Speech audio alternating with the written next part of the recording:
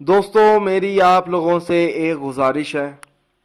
ये जो वज़ाइफ मैं आप लोगों तक पहुंचाता हूं, इन वज़ाइफ को आप लोगों ने सिर्फ अपने जायज़ मकसद के लिए इस्तेमाल करना है, ना जायज़ मकसद के लिए हरगिज़ इस्तेमाल नहीं करना, वरना कोई फ़ायदा नहीं होगा। दोस्तों ये वज़ाइफ तब ही असर करते हैं जब हम इन वज़ाइफ को शराइत के मुताबिक पढ़ते हैं।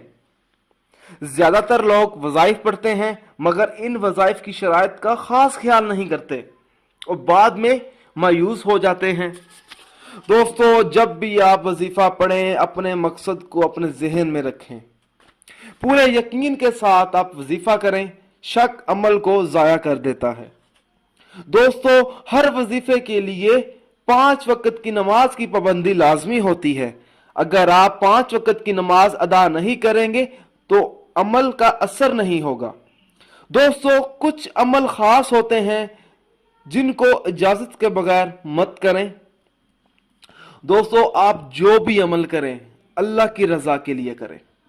अल्लाह ताला खुश होगा तो इंशाअल्लाह ताला आपको कामयाबी भी मिलेगी।